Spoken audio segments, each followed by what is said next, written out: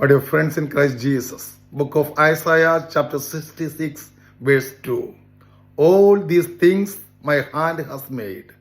So all these things are mine, says the Lord.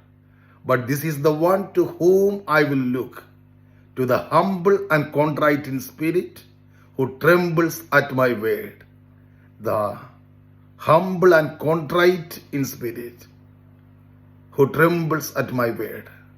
Gospel of Luke chapter 1 verse 48. For he has looked with favor on the lowly state of his servant. Surely from now on all generations will call me blessed. 1 Peter chapter 5 verses 6 and 7. Humble yourselves, therefore, under the mighty hand of God, so that he may exalt you in due time.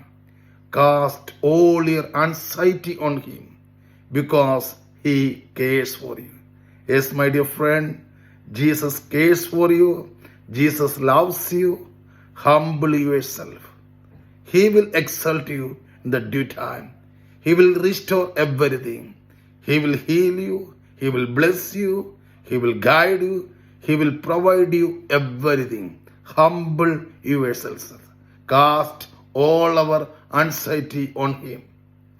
Beautiful words from Fulton J. Sheen. The egoist magnifies himself, but Mary magnifies the Lord.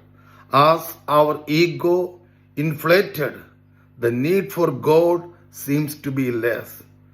As our ego deflates, the need of God appears in its true hunger. Along with Mary, shall we try magnifies the Lord in every situations in our life. May the good Lord bless you. Don't forget, Jesus loves you.